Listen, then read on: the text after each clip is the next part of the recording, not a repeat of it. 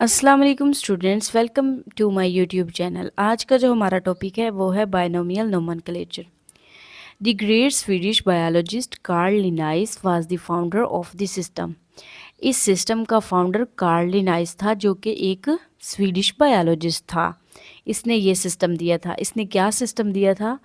Of giving scientific names to organisms, कि इस system में जानदारों को साइंटिफिक नेम दिए जाएंगे। The scientific name of N organisms consist of two parts. किसी भी जानदार का जो साइंटिफिक नेम है वो दो पार्ट्स पर मुश्तमिल होता है। फर्स्ट पार्ट जो होता है वो उसकी जीनस से लिया जाता है, जिस जीनस से वो बिलोंग करता है। जो सेकंड नेम होता है वो उसकी स्पीशी होती है।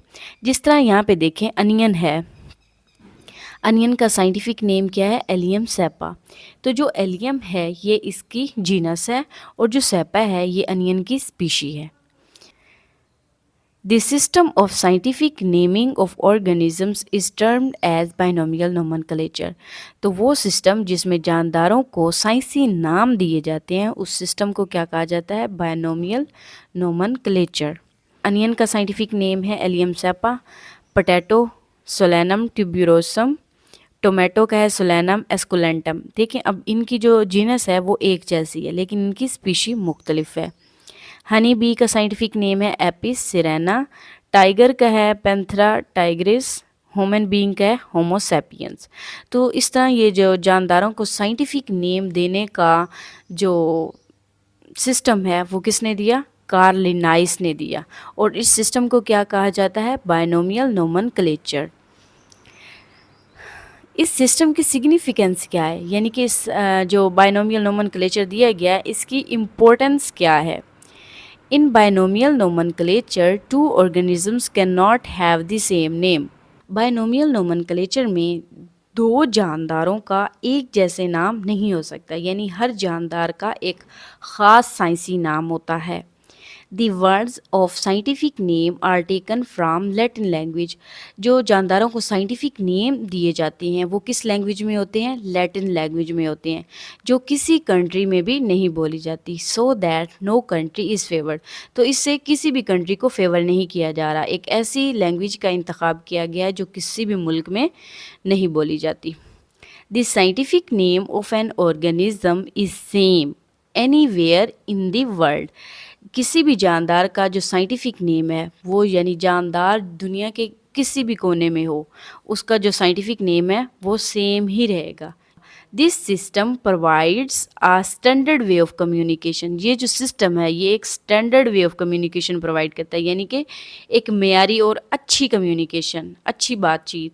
Whether the language of a particular biologist, चाहे जो बायोलॉजिस्ट है वो किसी भी ज़बान का हो, किसी भी कंट्री का हो, जिस तरह चाइनीज़ है, अरेबिक है, स्पेनिश है, इंग्लिश।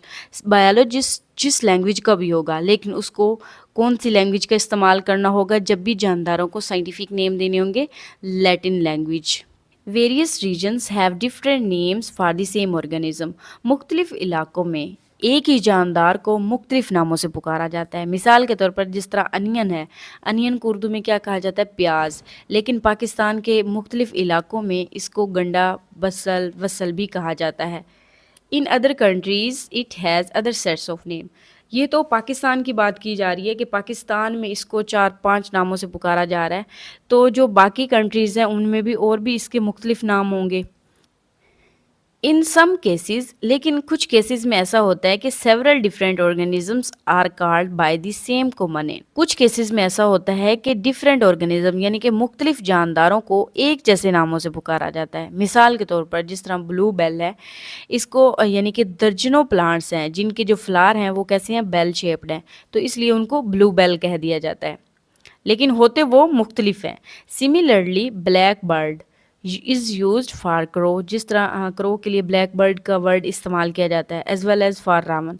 रावन के लिए भी ब्लैक बर्ड का इस्तेमाल किया जाता है, लेकिन ये दोनों जो परिंदे हैं वो मुख्तलिफ हैं।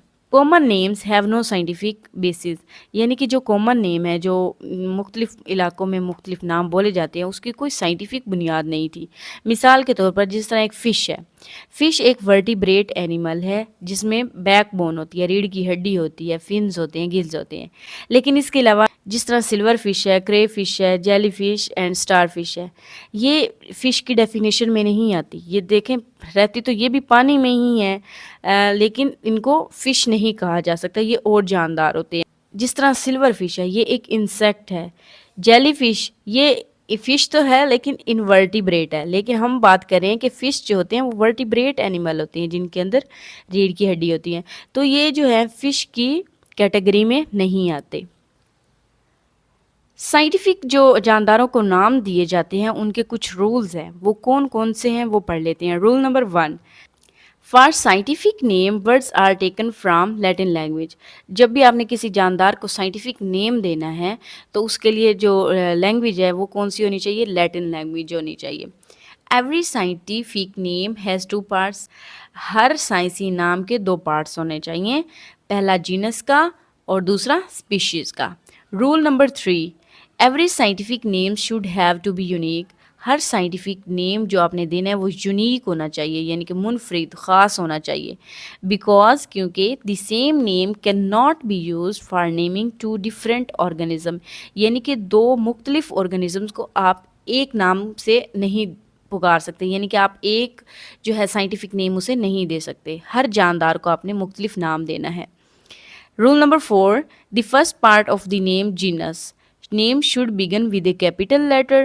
دیکھیں یہ جو ایلیم سیپا ہے، اس کا جو جینس ہے، اس کا جو فرسٹ لیٹر اے ہے یہ ہمیشہ کیپیٹل ہونا چاہیے، اور سپیشی کا جو فرسٹ لیٹر ہے وہ ہمیشہ اسمال ہونا چاہیے. اگر آپ اس طرح نہیں کریں گے تو آپ کا جو ہے نیم لکھا ہوا کراس ہو جائے گا، غلط ہو جائے گا.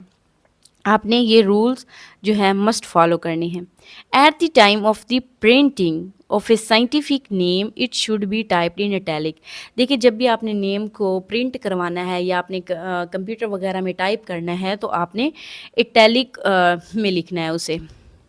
Role number 6، when a scientific name would be handwritten. جب آپ کسی بھی جاندار کا جو سائنسی نام ہے وہ ہاتھ سے لکھ رہے ہیں، 2 parts of it should be separately underline. تو آپ نے ان دونوں یعنی کہ جینس اور اسپیشی کو الگ الگ جو ہے انڈر لائن کرنا ہے. جس طرح ایلیم جینس ہے اور سیپا اسپیشیز ہے، تو اس کو دیکھیں الگ الگ میں نے انڈر لائن کیا ہے. اگر آپ اس کو جو ہے اس طرح ملا دیں گے اس کے ساتھ، یعنی کہ ایک ہی لائن کے ساتھ آپ ان دونوں کو انڈر لائن کر دیں گے تو یہ کراس ہو جائے گا. تو آپ نے ان کو سپریٹلی انڈر لائن کرنا ہے. یہ تھے 6 جو ہیں بائنومیل نومنکلیچر کے رولز. یہ تھا بائنومیل نومنکلیچر. یہ ایک ایسا سسٹم تھا جو کارل لینائس نے دیا تھا جس میں جانداروں کو سائنٹیفک نیم دیے جاتے ہیں، اور اس کی امپورٹنس کیا ہے اور اس کے رولز کیا ہیں وہ بھی میں نے آپ کو پڑھا دیے ہیں. آج کے لیے اتنا ہی. اللہ حافظ.